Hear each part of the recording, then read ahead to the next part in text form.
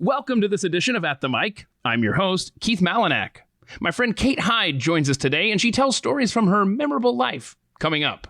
First, let's talk about one of my most favorite coffees ever from my favorite coffee brewer ever.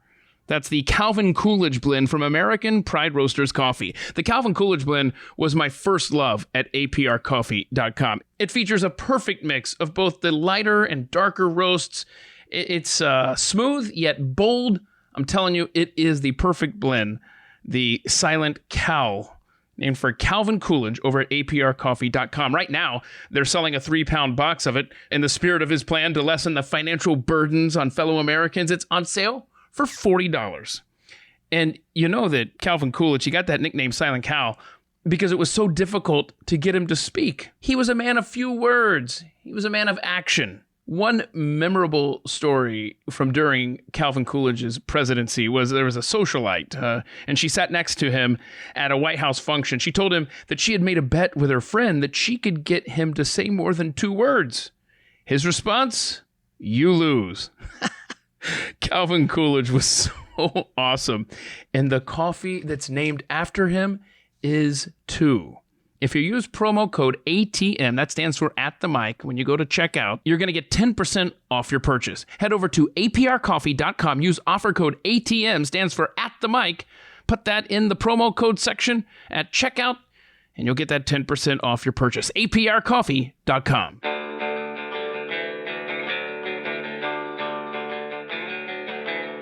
You're listening to At the Mic with Keith, an independent podcast production. Kate Hyde is my guest this week on At the Mic.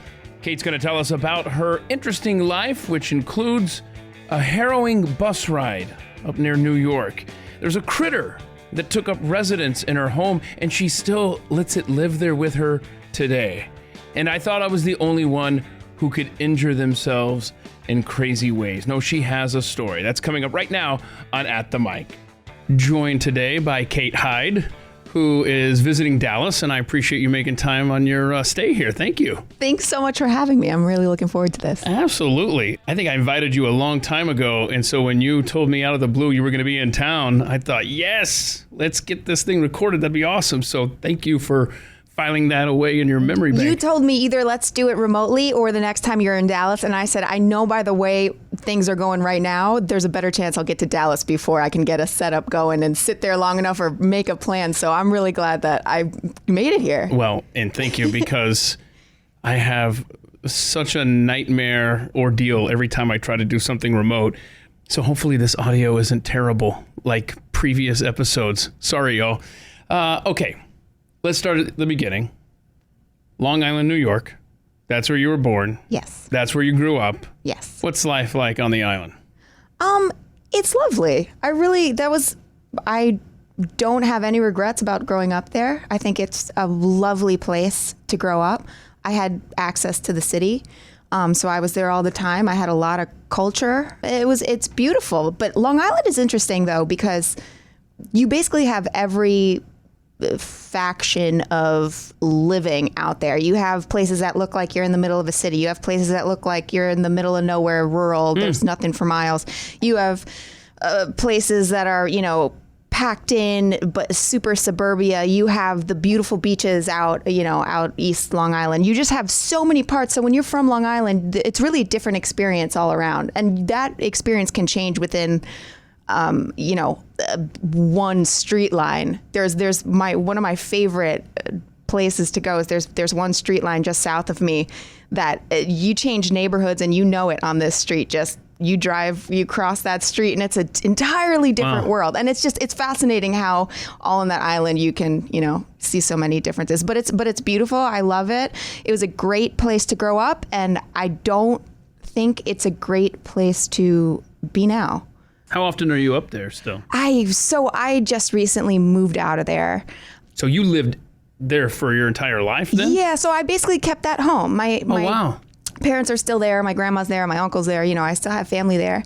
But, and I was bouncing back and forth, and I never really committed to anywhere else. I went off to school, then I went off to different cities. I lived and I traveled a lot. So it was really nice to have that be my home base, close to my parents and the whole thing.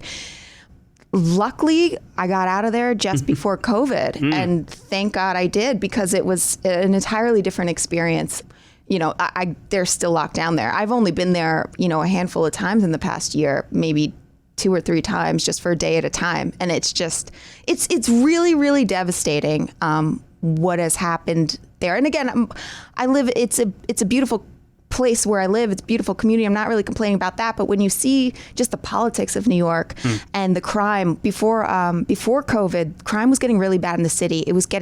I'd never lived in fear of walking around the city by myself or taking a subway or being there any time of night, really. Right. You know the bad areas, you know the good areas, and it's fine and safe. But yeah, that changed before COVID. And then what I've seen from afar and the few times I've been there, there's really no benefit to being there. Yeah. Do you care to tell everyone where you have moved to? I think everyone in the world could guess. Where does anyone from New York go? Florida. You are so accurate on that. That used to be the general rule before COVID. Yep. And now it's even more so. Exactly. And that's the thing, is that, I mean, half my family's down in Florida. That's the reason I'm going. It's because they've made the move, and my parents are down there half the year. And, you know, so it's really, I hate to follow the trend there, but it really does make the most sense. And especially now. Yeah. You know, a year ago, I would have never told you I would have been committing to moving south. Now there's no question. Yeah. No, I hear it often. So before we go any further, people have to stop what they're doing right now, and they have to get to your Twitter page, which is Kate Hyde NY. So Kate Hyde NY. And you should probably change that to Kate Hyde FL. Yeah, I'm just saying. Maybe. Yeah. We'll see. So anyway, it's like the greatest tweet of all time, pinned to the top of your page. You've had it up there for almost 4 years now. And it's just a video from a drone that you're controlling, right? Yes. And you steer it. There is no question that I would do this. I injure myself in the most ridiculous ways, and this video is priceless because it's the video that the drone takes flying right into your face. Yeah, and I'm looking at my cell phone. It was a brand new drone I just got. I was so excited. It was really cold out. You can see I'm in a full coat, but I wanted to fly this drone so bad. And it's controlled by my iPhone. I'm so excited about it. I'm looking down at the iPhone, trying to look at where it's going. And as I see it just zoom in on my head more and more, I go, oh, that's happening. And then when I look up, it's right there. I dodged it. It didn't hurt. And it's a drone with a cage. And it's the only drone I've ever seen that has a cage. Oh, wow. Yeah, it has a cage around it. So it basically makes it where you can't get eaten by the propellers. Oh my gosh, I didn't even think of that. I don't know if I did that intentionally, but I was really lucky by that it basically just grazed my head. I didn't even think of that because my son has a drone, and you're right. They've got those little spinny blades of death on the propellers there. I didn't even think of that. Oh my gosh, that could have been even worse. Yeah, it's a really cool drone. It folds up like a book, and it has a cage around it. Okay. I'd recommend it for anyone. Yeah. It's well over 500,000 views at this point, and it needs well over 500,000 more because I can't stop watching it right now while we're talking. Okay. You're the youngest of 4 girls, right? Yes. Okay. Hold on. She just handed me back my pen. I'm very demonstrative when I talk, and so what the drone did to you, I nearly did to you with a pencil that I'm just kind of slinging around. And that thing's very sharp. Yeah, it needs a cage on it. I'm just going to sit it there on the desk. So you're the youngest of 4 girls. Yes. Your poor father. Yeah, everyone says that. But, I never heard him complain about it, and I think he enjoyed it. And I don't mean that in like, oh, your poor father didn't have a son. I meant like, oh my gosh, were the guns kept clean? Right, yeah. Because what's the age, like, how far out is the oldest from you? The oldest is 11 years older than I am. That poor man. I mean, he just never got a break the teenage years. Right. And he still doesn't get a break. I still call him all the time for help. What am I doing? How do I do my taxes? Am I sending the right form in? Right. But no, he never complained, and my parents are both wonderful, and we got along really well. So I think that helps. I know cool. that can be really difficult if girls don't get along, but no, there was a good stretch of ages, and we all got along. So That's he really can't complain. I'm gonna tell you, I sent out this email, and I ask all sorts of questions, conversation starters, and I love this. I was so clueless. Let me tell you what I thought you did for a living. Mm-hmm. And then I'll tell everyone what you actually do for a living. Why forever have I been under the impression that you were like in public relations or you book guests on talk shows? I don't know why I thought that about you. So when I get the email back and it says briefly explain your job, stock trader, I had no clue. Why didn't I know this? No one knows it. It's not really something, I don't care to discuss it. It definitely is not. Uh-oh. I mean, well, now's the time. Well, I just mean, it's not something I care to plaster on my Twitter bio. It's not a secret, but it doesn't involve anything really. I think the first time I ever spoke about it publicly, that I'd been doing it for at least the past, 8 years or so, I was on a podcast right after GameStop happened. Oh, wow. So my friend brought me on to talk about that just because, he's like, well, you know something. I'm like, I really don't, but that's okay. I'll come on. That GameStop stuff was fascinating. All right, just between you and me, what's the next GameStop? I don't know, and I don't care to know, and I'll never guess. Seriously? Yeah, you can't catch me following any sort of trend. I love to watch it. Yeah. It's cute to watch, but yeah, I'll show you my stocks later so you can that'd be fun. You can admonish me because there may or may not be a couple of GameStop-esque picks in there. Go for it. There's nothing wrong with it. Yeah. There's nothing wrong with it. Geography doesn't really matter where you are as far as being a stock trader, right? You don't have to, you weren't working on the floor of the New York Stock Exchange, I would imagine. No, and that's what's really beautiful is that it's all remote, and I've always worked from home, and anything that I've done, I've been able to do because it's given me such flexibility. That's where it was fun last year when all these people were kind of working from home for the first time. Like, I got to get used to this. I was like, I can help. What do I can help you get used to it. It's really fun. It's really great. You get to take advantage of like walking outside in the middle of the day, just little things like that. Right. But I love stock trading just because I can't tell you why. I can't explain it. I just love it. My dad has done it for decades, and that's how I got into it. And he always told me the story of, when I first started myself, commission, each trade cost about $8 to do.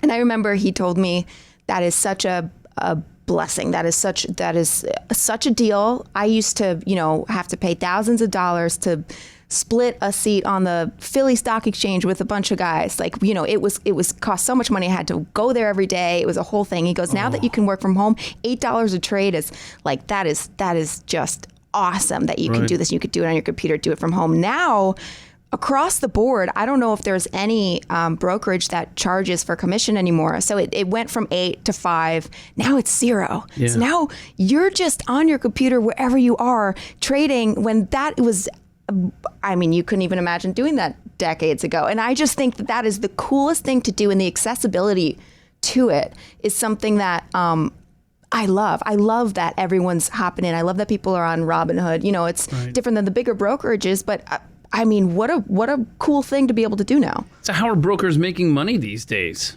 Just salary based then? A lot of it is. Is there any incentive to steer someone toward a stock that ends up doing really well? They have a bunch of other things going on. Okay. They're also making a lot of money when they're lending the money. When you have a margin account, so that you're able to borrow for them. And a lot of people do take advantage of that, even if you're not doing it long term or you're not shorting. Yeah. Shorting's really trouble, but they make a lot of money just from you borrowing money. They take cuts of other things. They have a bunch of stuff going on in those. They also have all their sales people and their own mutual funds and whatnot that, people are all doing. Yeah. They find ways to make money. Okay, good. You just reminded me. I just had to check Doge real quick.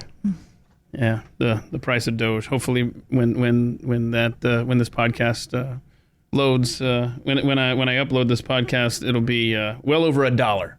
So have you gotten into that? Yeah, cryptocurrency. Yeah. Yes, ma'am. Yeah.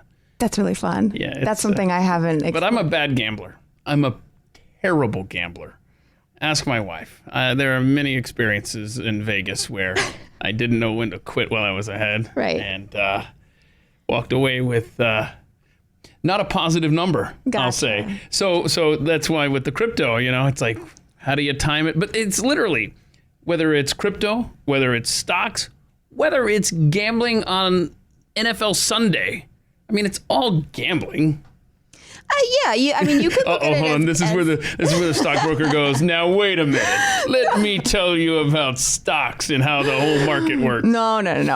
I'm saying you could say it's gambling. You could argue that it's not gambling. Yeah. A lot of people, they argue both sides. I don't feel like it's gambling myself because I'm not gambling my money. I'm not doing anything that I go, oh boy. Yeah. I'm never Do your due diligence first, and make sure that you know what you're getting invested in. Sure, but even so, with every move you make, you gotta kind of be under the impression of what happens if this were to tank literally in the next minute. Are you okay? Will you survive? Are you? And it's just like, okay. I mean, I guess that's a gamble, but again, that's an extreme, right? Yeah. But I like to.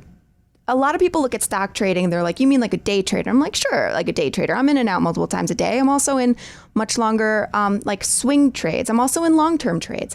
I short-term trade as a long-term trade. So basically I have long holds that I could have for years. I've had, some that I've been in for over 10 years now. But alongside that, I'm also trading it. So I'm trading as I would invest. I'm never like, oh, I'm going to try to, and that's why the GameStop thing is so funny to me. I don't want to put any money in GameStop. I don't know anything about it. I don't like it. I don't believe in it. Mm-hmm. It might do great things for other people. Same thing with Bed Bath & Beyond. I have people that are like, that's the best. I made so much money. That's great. That's good for you. I'm not into it. I'm not going to put, I remember just for fun, I bought one share of it one day just to trade along with my friends as a joke. One share. And that's all I wanted to do because, it's different for different people, but trading to me is not risky business when you're really, I just find it as a great way to take control of your own money. Everyone looks at their investments long term. That's really awesome and that's really important. But when you can also do that short term alongside it, it's a really kind of playing two games at once. Really. Yeah, you're really long term and short term, speeding up that process. Okay, but that's it. I love it. That's cool. So I just mentioned my wife a moment ago, who says hi to you, by the way. Hi to her back. Hi, Carrie. She told me, ask her about this. I had no idea what she was talking about. I guess at some point you were doing a live stream video from an airport. It was like Ask Kate Anything. And somebody asked you what your favorite smell was. And it is rain. The smell of rain. And Carrie said, tell her that's my favorite smell too. So I hope that's accurate information. It is. It is. And I forgot that I said that. But once you remind me, I said, that is. Okay. And that was so funny too, because I haven't thought about that Periscope in a while. Periscope. Yeah. Wow. Is that still a thing? No, they closed it. Okay. But that was like, 3 years ago now? 2 years? Whatever it was a while ago. Okay. And I never thought anyone would ever remember that Periscope. It was nowhere to be found. There's no archive of it. And then I come in here and you're like, my wife wanted to remind you of that time you were bored at the airport. That's and just funny. took questions from people like, darn it. No, but it was funny. A lot of fun. Yeah. I just had a lot of time to waste. But I'm glad Carrie was That's in right. there. See, in the South growing up, the rain off of the pavement in the summer was so distinct. And I don't know if I really liked it or if I didn't like it. I definitely didn't like the humidity that resulted after a summer shower. But I guess summers in New York, Long Island, probably a little different than the South. The smell of rain is different depending on where it's raining. Oh, wow. If it's raining on the corner of 50th and 6th, it's going to smell a little different than when you're out in the mountains and it's got a nice little dew. I worked a mile from right there. I know exactly what you mean. You know it. That banana smell and just garbage is amplified in the rain there. So human that's waste. not. Yeah, and you're jumping through the puddles to get from corner to corner. So that's not quite the smell. Yeah, because when you're jumping puddles in New York City, you're not just trying to avoid getting your socks and shoes wet. You're trying to avoid going home with an infection. Yes. So more so now. Yeah. The last time I was there was just a line of people with needles hanging out of there. It was absurd. It's really sad. That is no thank you. So I guess, was this a previous life or what? In addition to, or I guess maybe before you were a stock trader, you were also a news director? Yeah, just for a short time. Okay. I worked at a military publication called American Military News. Oh. Just short. I started there. I just found an ad online. I started writing. Then I was the political editor, and then I became the news director. And then I left. So it was a short while, but it was a really interesting experience because I think it was the most serious job that I had. You know, you have to tell straight news, and it's a lot of pressure. Wow. Not telling the truth in news, but to have that sort of, a lot of people are depending on you for their information, and you want to make sure you get everything right. And when you get misinformed, it's a really stressful world. And it was really hard because, I'm always just looking to spin something to make it a little bit more fun. Like, why do we have to be so serious all the time? But no, it was a great experience, but it wasn't too long. So I'm going to ask a stupid question.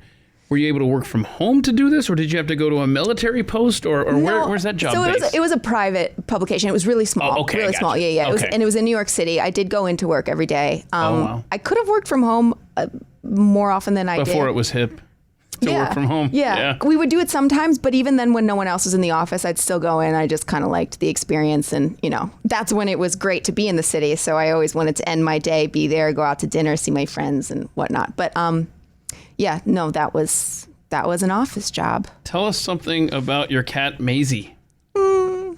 I could tell you everything about her. She's my best friend in the world. Oh. She's beautiful. Right. But I got her about 8 years ago, and she really is just my best friend in the world. She makes me so happy. There's nothing she can't cure. She happier in Florida than New York? Well, it's funny you should ask. Right now, she's up in New York with my parents. Oh, no. And I'm waiting to arrange the drive to get her back over to me. There was some traveling that I had to give her, put her back with them. She is so happy at their house. So I'm Probably I'm spoiled. absolutely. Yeah. And her, my room there that's in their house, that's her room. And even when I'm there, I'm like, that's Maisie's room. I just sleep in it. So she's totally happy. She loves my parents. There's no problem with that. But with all this traveling, I said, let me because I just moved to Florida. I just got there. So I left her up in New York.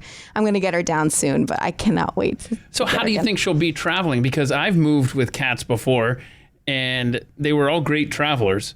I mean, one of the cats we've talked about on this podcast before, she's made the move from across Nebraska to Atlanta to Houston to Omaha, Charleston, South Carolina, New York, New Jersey, then to Dallas. She was a good traveler. Do you think Maisie's going to be that way? She's been good so far every time I've moved her in the car. I've Good. brought her, I think the longest trip was maybe 12 hours. 'Cause that's a long drive down I-95 waiting for her. Oh, yeah. It's going to be interesting to stop and be in a hotel, then put her back in the car and do that whole thing. But she's so good. Don't pay the $50. The hotel's going to say $50 for your cat to spend the night here. Just sneak her in. Well, that's why if you get a motel, you get the door outside. You can sneak them in. Oh, I didn't even think of that. Yeah. And here I am. I won't even tell you some of the stuff I've done. Carrying a cat carrier up 3 flights of stairs, 2 heavy cats inside. Oh, my. Blanket draped over. Looks like I just did tell you how I did that. Okay, so who's Newt, the bathroom lizard? What So is since this? I moved to Florida, this lizard just appeared in one of the bathrooms, and he's so cute, and he doesn't seem to want to leave. He found his way in there. Because there's lizards all over. Yeah. It's not a big deal. He's just a little guy. It's kind of like that here. And when we lived in Charleston, I know exactly what you're talking about. Like the first time you see him, correct me if I'm wrong, the first time you see him, you're like, oh my gosh, there's a lizard in the house. And then eventually it just becomes part of your life. Yeah, they're cute. They're fun. Little geckos or something. Yeah, and I don't even know what type of lizard he is. I think there's a name for that standard Florida lizard, but just because in theory he's kind of like a newt. His name is Gingrich, so he's kind of like Newt Gingrich.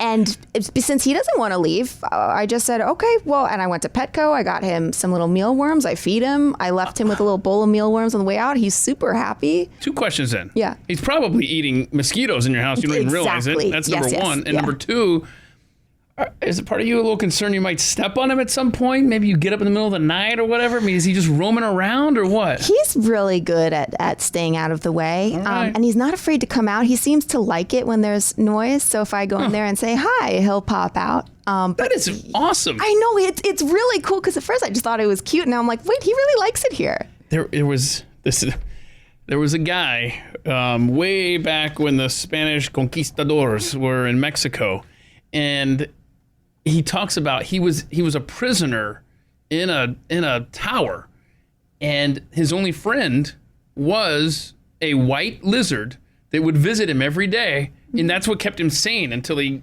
escaped or got out or whatever the whole thing was. Look it up. There's this Spanish guy who gets captured, and his only friend for I think years was like a white gecko or newt or something. That's so cool. That sounds pretty cool. You got a little housemate there. They're fun animals, yeah. That is awesome. Okay. You like to paint. I do. Is it therapeutic? Are you good at it, or is it just are you out of boredom? What are you? Well, it's like one of those things. What are your hobbies? I don't know what my hobbies are. My hobbies are just existing every day, snacking. What are my real hobbies? And so I do enjoy painting, not in a way of, oh, I'm overwhelmed, I have to paint. But recently, there's been a lot, over the past few years, there's been it's basically when something weird comes to my mind, instead of photoshopping it, sometimes I see if I can paint it. Sometimes I will use it almost like a therapy, like, let me sit outside, I'll bring paint out, let's see what happens, let's see what I could do. But it really is more, the things that I've painted are not, beautiful seascapes, but like, for instance, there was a joke, there was recently a bird attack, no big deal, but a bird attack in the backyard. So we said this bird was a terrorist.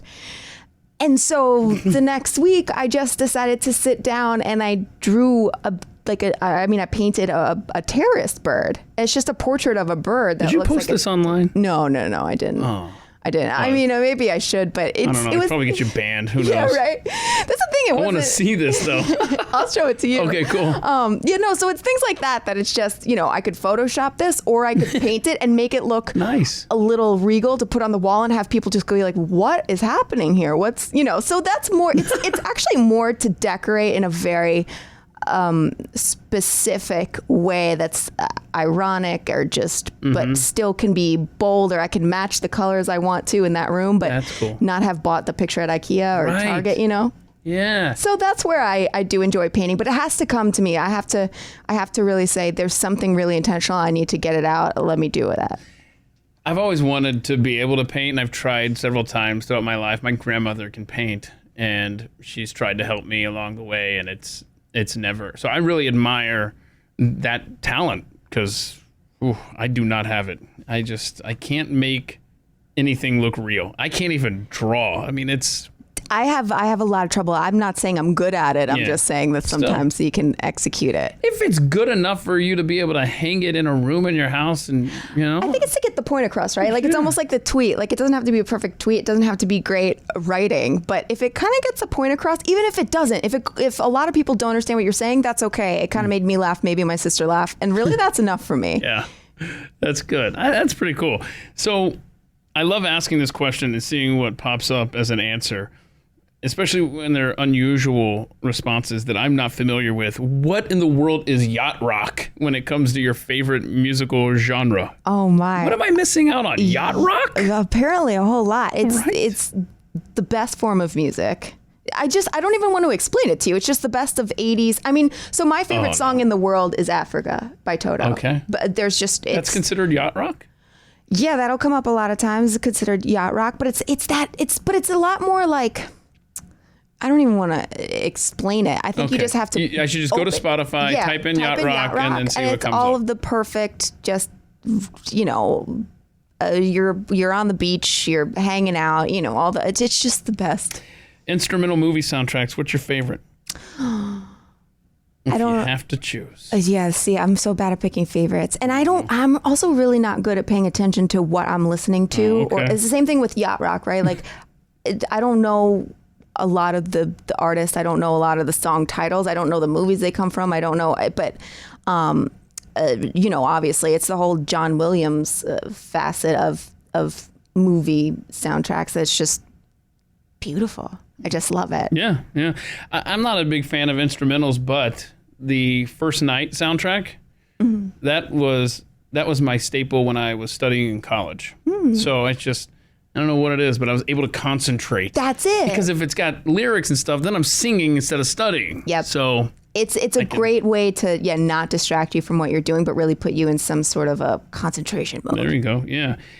A favorite app, obviously Twitter. You're great with tweets and making a good point. So Thank you. Definitely worth mentioning there, Kate Hyde, NY. You're going to have to at least keep that handle through this podcast. I think I'm going to keep it forever. I mean, I'm still a New Yorker. Yeah, okay, I don't tell people. But you don't have the accent, thankfully. What do you mean, this accent? Keith, what are you talking about? no. You want to take this out with some coffee after this and we'll discuss it? Okay.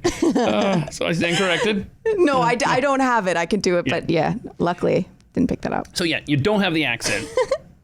But you can call on it if you need it. There you go. Right. That's Okay. So, voice recorder, another app you'd like. I enjoy that as well for taking notes and stuff like that. It's the best. Right? It's any thought that's on your, because a lot of times it's like, oh, I should write. Well, sometimes you're not really, you lose a lot of thoughts when you write. If you just talk, I mean, that app is really.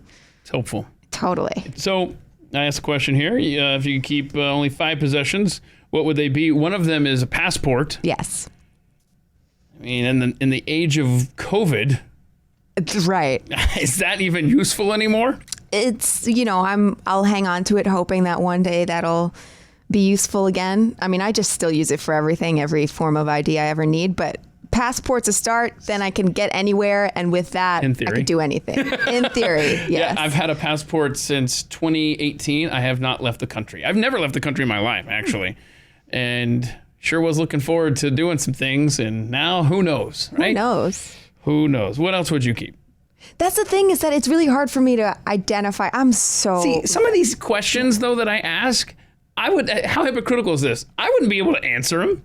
Like 5 possessions? I don't know, Keith. What the heck? Yeah, you're pawning it off to everyone else. Right, all right. I'm putting y'all on the spot. But it really, I mean, because I think about it, it's like, what are the staples to leave the house? It's more like I'm always in either like a turtleneck or some sort of a dress. I'm always in heels. I know right now I'm in a dress and flats, but normally it's like what would I keep? A passport, heels, turtleneck, and lipstick, and I'm good. I don't really know what possession, because obviously that doesn't include the living creatures like. Okay, I was about to say Maisie and no, Gingrich well, she's not a getting possession. Okay, yeah, that's she's true. my best friend. I don't count her. All right. In that case, it's my mom, my dad, my sister, my cat. It's all people in my life. That's right. That's perfect fit here. Yeah. I love this. What's the most scared you've ever been? Man, I can relate. It was a bus ride from Pennsylvania to New York City. Mm-hmm. Was it a specific bus ride or just generally speaking? Oh my gosh, it was a specific bus ride. Was it speed? Like were they filming a movie? It was the ultimate of the bad bus rides that I used to take. So I went to Penn State, and the best form of transportation between Penn State, which, wasn't in a city. So it's not like you could take the train from Philly. You had to get to Philly to take the train back to New York. So there was this bus that was out of Chinatown that I don't think exists anymore. I think they were finally shut down just after I was there. If I'm not mistaken, they might have rebranded. I don't know. But there was a Chinatown bus, and I would take it to go home on just random times. I want to go back and forth, even in the summer and whatnot. And it was always bad, but it was a big bus, like a Greyhound style bus. And then it was fine, and there were funny people on it, but it was only like $1. Sometimes you could literally get it for $1, $5. It was unbelievable. Oh no. So I would just take advantage of it all the time. And then slowly it went from the big bus to a smaller bus, and then just a van. And it was so weird. My friends would take it too, and there was this one van that had like blood all over the ceiling. We were always wondering what that was from. And one time I almost missed it, and he just opened the back of the van door, like the back hatch, and I hopped in there, jumped over everyone's bags, and just like wedged myself in the back row van. It was like a minivan. Right? It was so obscure, but there was one time it was in the small bus form. It was one of the last times I took it. And I was leaving Pennsylvania. It was in the summer. I was just going to see my friends. I was going back to New York, and it was the bus. I took the latest bus I could that day, because I was like, I want to hang out as long as I can. So it was like a 10 p.m. bus, and then they pushed it back to midnight, and then they pushed it back to 2 a.m. And you're sitting in the bus station this whole time? No, I'm getting alerts. Thank God it was the time that you could get alerts. Okay. But then, and there wasn't even bus stations, Keith. It was which part of the street, like we're just standing in front of this store today, that's where we'll pick you up. They were like corners and stores you'd be in front of. It was really obscure. How often did you take this bus, and why did you continue to take it after you saw blood on the ceiling? Because it was the best way to get to and from. It really was. Okay, this is how bad the Northeast is. It was the best way. I mean, look, there's only one way to get there, and there's it's dried blood, Keith. It's not like it was wet. Yeah, it wasn't fresh. Didn't see it happen. You know, it wasn't my blood. There's no evidence. Who knows? But wow. So then this one that was at 2 a.m. It finally left at whatever, super late, on the bus, and it's crazy summer rain in Pennsylvania. Oh, you like the smell at least. It smelled lovely until oh, no. we were, flying down the road, middle of the night, super dark, can't see anything. The driver's getting really nervous. And I'm like, that's not good when the person in charge is, kind of starting to lose his mind. And my phone's dying in the back. So I go, oh no, there's really only so much. I'm going to be stranded here. But this driver's going down the street, not really slowing down the highway in this crazy rain. He's so nervous. He's so freaked out. At one point, he stops the bus, gets out and throws up, and then gets back in and keeps going. And it was just, we were sliding. I could tell he didn't know how to control this bus.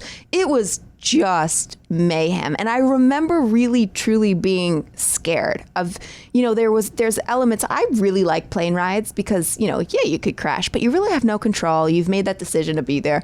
There was something weird about this bus ride that I just was like, I just feel like, do I have control of the situation? What year was this? Oh my gosh. 2009 maybe? Okay. I'm just trying to figure out, it wasn't obviously COVID related era, no. Like vomiting on the side of the road and getting back in the van. No, he was just nervous and freaked out. And there was a few other things that were happening. It was just a really bizarre ride, but it was really scary. It was only $1, Keith. It was $1. You can't beat that. I definitely don't take those dollar bus rides anymore. Anywhere. We'll get back to our conversation with Kate Hyde in just a moment. First, let me tell you about a lady named Anne. Anne was in a bad car accident. She suffered severe back injuries, constantly used prescription drugs, pain meds just to function. She relied on yoga for rehab. She had more than a dozen surgeries. This is phenomenal. But that back pain, it kept getting worse, and she had to stop the yoga. Her back was going from bad to worse. Then she tried Dr. Monroe's pain cream, and within a week, she was back to a light yoga class. Within a month, she was doing full-time yoga, and within 3 months, she was teaching her own class and off the prescriptions. Wow. You can get your life back to the pain-free way it used to be as well. And right now, when you order at drmonroescbd.com, you're going to feel better knowing that you've helped an abused child find relief because 20% of your purchase is going to go to the Child Help Organization. Help yourself. Help a child, drmonroescbd.com. That's drmonroescbd.com. You mentioned going to Penn State. What did you major in there? I started with graphic design, and then I switched to communications about halfway through. I knew you were in this business. It's, you know what, though? It was liberal arts. It was communication arts and sciences, which was really the study of, humans interacting. It was really just a way to get a degree from Penn State.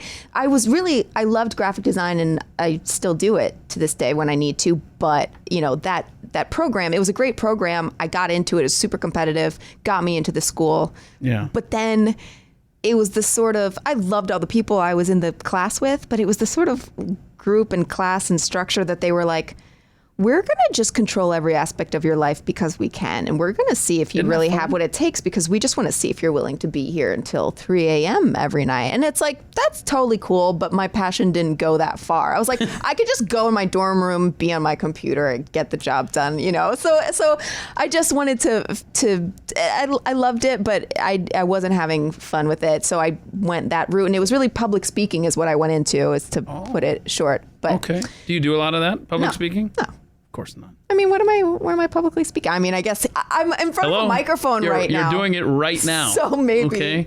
Millions of people could potentially hear this, you know? So No, it's true. It's true. I do that a lot where everyone's like, "Oh, you're a writer?" No, I'm not a writer. And they're like, "Oh, you've been writing places for 10 years. When are you going to admit like maybe you're right?" I'm like, "Okay, you know what? You got me. It's the same thing." That's cool. But all right. Well, your perfect food and my perfect food are identical. Pizza is the perfect food. no question. Let's be honest. I've heard someone describe it as it's got all the food groups, right? I mean, think about it. It's got the dairy, the breads, grains, right? It's got meat, vegetables. I guess you could have fruit if you want to throw pineapple on Well, it. tomato is counted as a fruit, See, right? thank you. Tomato paste. Yeah. Yep. So we got that covered. Yeah. It is literally the perfect food. But I mean, that's the running joke in this building is that every day I'm in the kitchen heating up a Totino's or bringing in leftover pizza. It's just easy to multitask with pizza. Exactly. See? It's the best comfort food. Yeah. And I make myself like pretend like I've had a rougher day than I have just to justify like I'm just gonna order a whole pizza. And I'm not the sort of person who gets a slice of pizza. Like I'm committing to the whole pizza. Okay. But it's usually about like 12 inches. It's not a super big one, but I'm always eating the entire pie. So I grew up in the South, not known for pizza. Okay. I moved to New York, and then New Yorkers, I swear, they worship the pizza that is sold there. Are you like that? I mean, Oh, no, she is. no, but No, I that's cool. but that's the thing. I'm not a pizza snob. I'll eat any sort of pizza. Yeah, well, the same here. Yeah. So there was this one pizza place in the Port Authority for the bus when you catch that, and I had some time on occasion, and I would stop by this place. But, if that was the representation of New York pizza, I mean, it's just greasy and I would stop at other places and try it, and I just never found like the greatest New York pizza. Now this is where irony alert comes in. So I move here from New York, and I find this pizza place way outside of town, out past the suburbs. I'm serious. And I even dragged Stu out there once. I was like, try this, man. Tell me this isn't just, they label it as New York pizza. And the guys that run the place are brothers from New York. And they've got, Yankees stuff on the wall and all sorts of memorabilia from the Big Apple. And it's out in the middle of nowhere. And it took me moving away from New York City to find New York style pizza that was very yummy. But I don't know, some New Yorkers, and I'm not talking about you. You can, Or but am I? no, I'm not. They one of look those. at their Yeah. pizza like it should be bronzed and worshipped on the mantle or something. Well, it's the same thing with you guys and your barbecue, isn't it? Okay, that's a fair point. Yeah. Yeah. Because Brooklyn obviously also has the best barbecue. That's just a fact, and you guys keep trying to. Wow. We are in uncharted waters here on At the Mic. Apparently, Brooklyn is the best place for barbecue. I thought you heard that news. Don't you work in the news industry? Brooklyn has the best barbecue. I look forward to that hot take on Twitter at some point from you, because no. Everyone says it. Everyone agrees. Oh, okay. Everyone. Everyone. Wow. Okay. Except Texas. Texas. Yeah. Okay. Biggest turning point in your life was 2019. How so? Man, that was just a year of so many things happening all at once and coming together and falling apart and just no, not I would argue, not in a bad way. Great things happened, but it was just huge shakeups. And because of everything that happened in that year, it was from day one to the end. It was so in your interesting life. in my life. Yeah, but again, this isn't a complaint. This isn't. There was tragedy. It was none of that. It was just a roller coaster of things that happened that I would have never thought were happening. That led me to the question was the most transformative. Was that it? Biggest turning point in your life. Biggest turning and a lot of people will write, yeah, when my dad told me blah, blah, blah, or when I became a father, or blah, blah, blah. And yours was 2019. So Yeah. you're saying from start to finish, that was just a wild year for you, huh? Yeah, it was a year. The turning point in that was I turned 30. And it really had nothing to do with it other than everything I had going on. It was the year that I learned. It was like all the lessons that I knew to be true, but I'd never felt them to be true, all came into place. That was actually the year I just wasn't on Twitter for months. Wasn't a big deal. I just cut off from the world. I cut off from Twitter or the news. I just said I want nothing to do with it. a few days later, I hopped on a plane by myself and went over to Europe. It was the year that I stopped worrying about what am I supposed to do? What will people think? Am I allowed to do this? I stopped asking permission.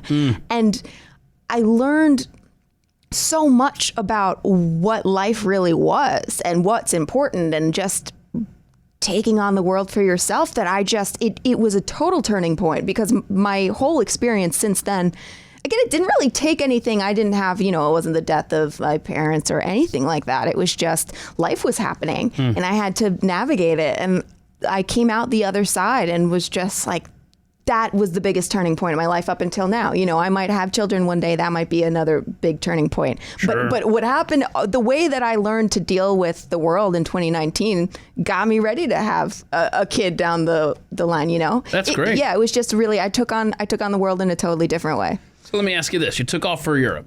Yeah. Did you plan it at all? Or is this in other words, did you just say, wing it, I'll figure it out as I go along? Or did you actually stop for a moment and make a plan? And if so, where all did you go and how long were you gone? So my plan was planned basically 4 days out. Within a week of leaving, that was when I said I'm going. Are you a big planner generally? No. Okay, so this isn't No. Okay. So it's not that out of character, I should say. Right. Okay. But I wanted to go back. So I have family over in Sweden. And back in 2009, my mom and my sisters and we all went over for 2 family reunions on 2 sides of the family. Was this before or after that bus ride? Oh my gosh. You know what? You almost didn't make it, didn't you? It was just after. That's really funny you ask. Yeah, it was. It was the same exact era that summer. Go ahead. Sorry.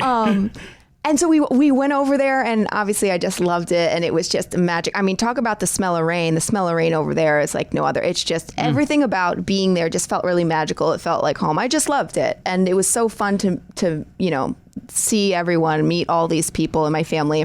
That's cool. See where my great grandma grew up. So that was in 2009, and I always said I want to go back. I can't imagine not going back within 10 years. I can't imagine it. I can't imagine it. And then I never had anyone to go with me, and I never had a reason to go. I always thought I had to have a reason. I always thought I had to have someone to go with. Well, it's crazy to think I could ever just go.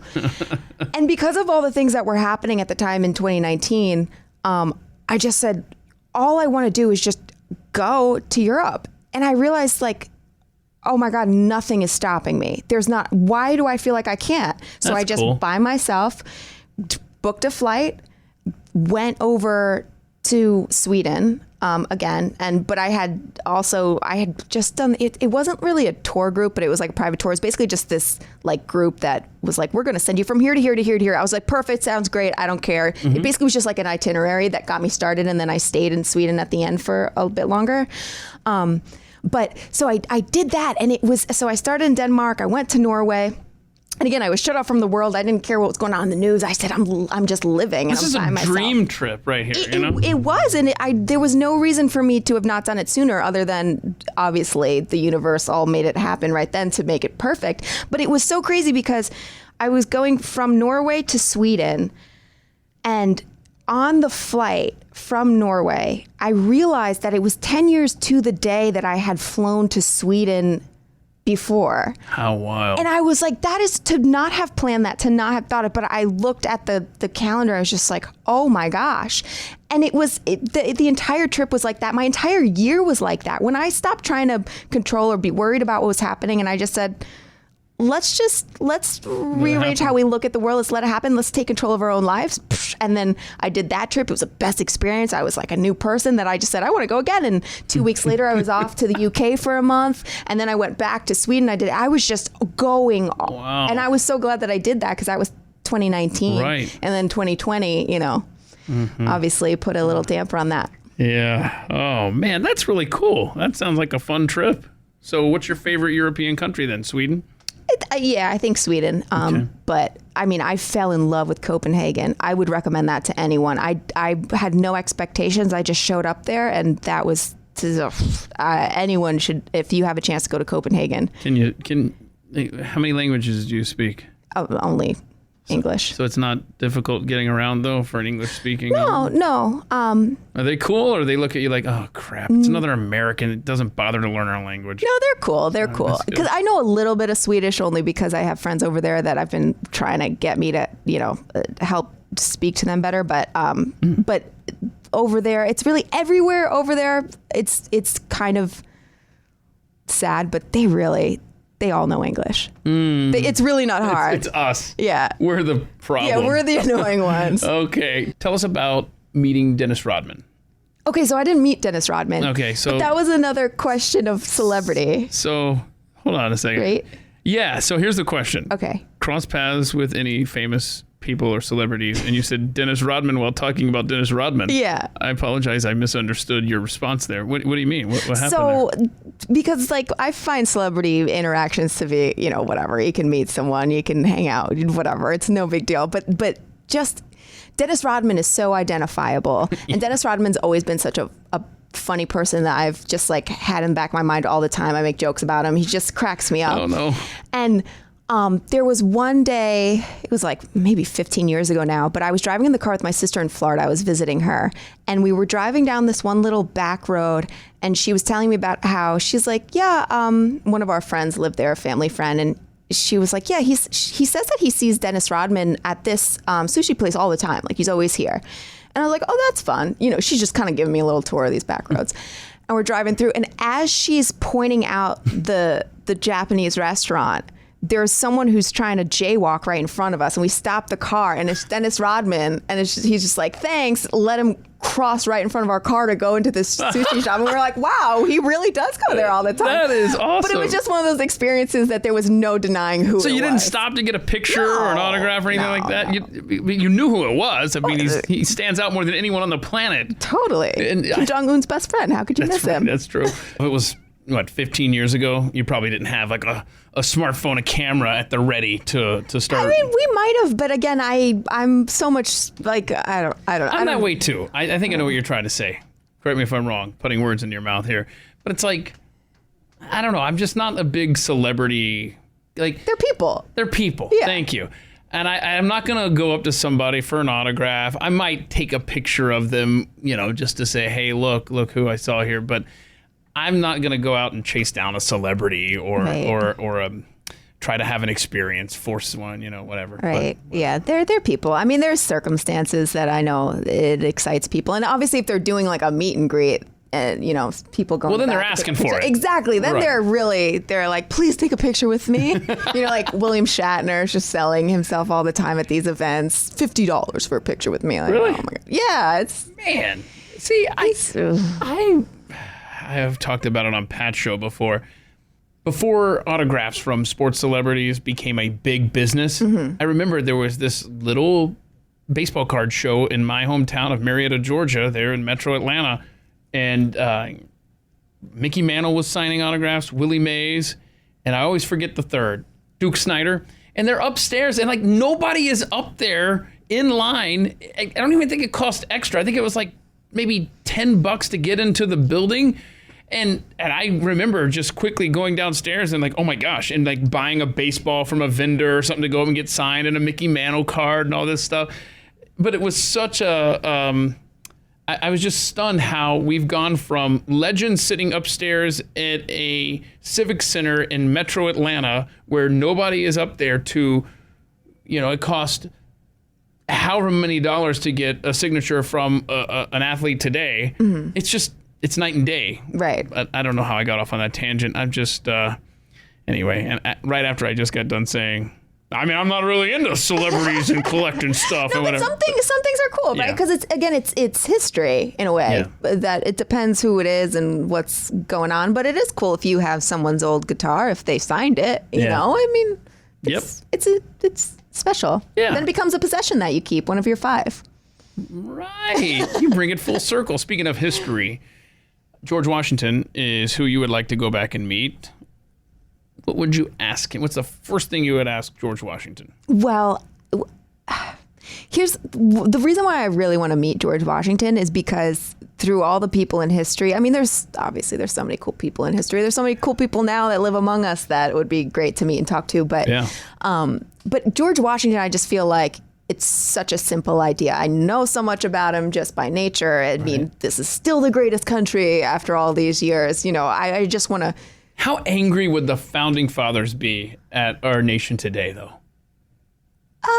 I mean, there's a lot of things, obviously, that they'd be angry about, you know. But I just wonder, would they be more overwhelmed with how cool we have advanced in, say, military might or technological advances, or how we're so interconnected with the entire planet?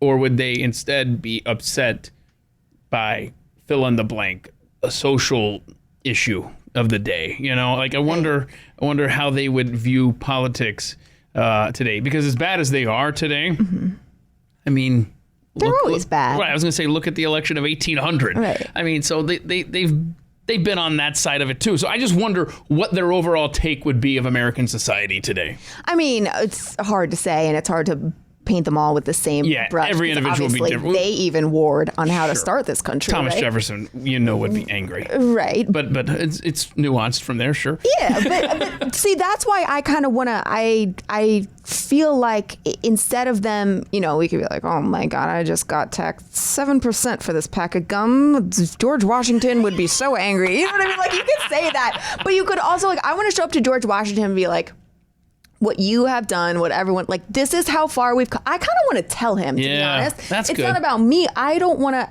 ask him questions. I want to tell him, look what has become of what you started. Yeah. And you are everywhere. So I want to talk to you and let you know everything's named after you. We have statues everywhere. I have your little face. It's on all of our, you know, like, I want to tell him that. Yeah. And I would love, part of it is I hope that I get to go back in this, you know, theory. I hope that I get to go back with technology. Like, I would love to go back, at least with a cell phone in my pocket, and just go look at this, because they didn't have anything like that.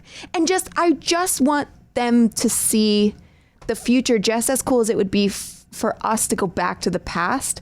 I would love someone from the future coming back and be like, look at this, look at the legacy of what you guys don't even know you're starting right now. No, that's true. That's a good point. Yeah. And I've made the argument that if Ben Franklin was on Twitter, he would be an animal. You know how awesome he would be on Twitter? Oh, yes. Totally. And then TJ would just be rant threads. They'd all be animals. There'd be some that never tweeted. It'd be the same thing as now, you know, but it'd be interesting. Awesome. No, I like that. But speaking of Thomas Jefferson, you want to build your own Monticello, right? Yeah. What do you mean? Because when I read this answer from you, I thought, oh, she wants like the cool little clock with the, you know, the weights and stuff that go into the floorboard, or I don't know. I don't want to answer it for you, but that house is just one invention after another. I love it. Is that kind of what you're talking about? So it's not anything that he has there, and it's really not only Monticello, right? I love the idea of building exactly what you want and making it your own little museum, making it the perfect, most beautiful place that you want to be. And just that, to me, is to build your own little, like, escape, but also, I mean, that's so cool now because everyone goes and sees it, and it's, you know, it's with the people buried there and all that. Like, I just dream of, you know, I don't want to really buy a house in, you know, that's packed in with other houses, you know, anywhere. I just want that, like, escape, and just everything in there has a meaning. Everything is thought out. Everything is curated. Like efficiency. No? Sure. Yeah. Where everything has a purpose and you've designed this to fit you specifically. When I say even a purpose, it doesn't have to be like this has to be here because it has a function. It doesn't always have to have a function, but there's so many things that I feel like I cherish in life that maybe I don't feel like are on display as well as they should be. Okay. And, you know, moving around, and it's like, just to me, it's more making a nucleus for like everything in your life, making a central place. And that's not to say possessions are important or where you live and it has to be beautiful, this, that. It's just to really, when I look at that place in terms of him. It's just the nucleus of everything in his world. And I love that just at the core, it's built on with, it's there, it's love, and then it's built out. It's everything that he wants. It doesn't have to be just Monticello. I just put it there as the quick answer. But does Kate's Monticello need to be up on a hill like his house? Personally, yeah. I always like being high. Not in that way at all. Right? I mean, who's with me? Up high. Elevation. Elevation. How about that one? High up. But let's bring this full circle. The day I learned that I will never be able to paint, I was trying to paint Monticello. Oh. And it's just like, it should be easy. It's a hill. It's this building you can do this. Yeah, but that again is so identifiable, and you can't really get abstract with it. That you're going to paint it and you're never going to be satisfied with it because if it's not perfect. Yeah, I should paint stuff like from your brain so no one can critique it. That's what I do. Right, this is good. Look at what's in front of you. I have wasted 45 years of my life trying to paint what I'm seeing out in front of me instead of just what's in my head. You have to see what's in your head. I could have made millions of dollars trying to be the next Salvador Dali. No, that's some creepy art. I know a lot of people love the Salvador Dali stuff. Everyone has their own style. I can't hang that in my house. It's weird.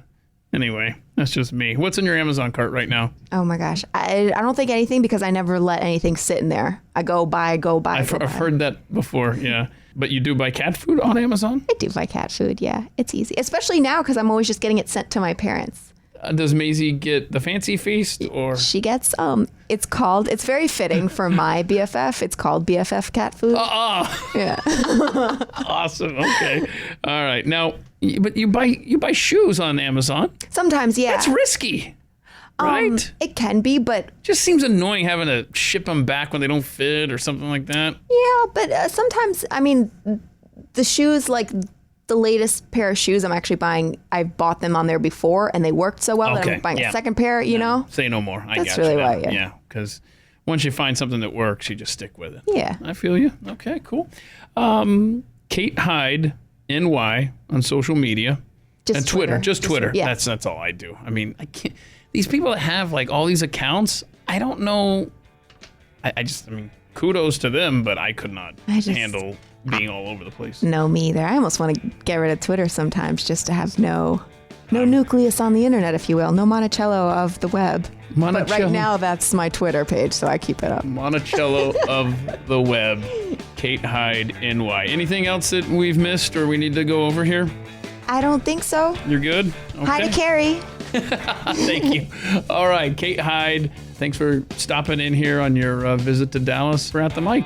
Thanks so much for having me. Well, I had a good time chatting with Kate, and I appreciate you joining us for this week's conversation. Hey, if you know anybody who may want relaxing conversations during this hectic time, I hope that you will share the atthemicshow.com website with them. Give them that link. Point them in the direction of your favorite conversations that we've had over the past year and a half that we've spent together here. I hope you'll do that and help the podcast to grow. Next week, I'm going to sit down with Pastor David Larley, who hails originally from Canada.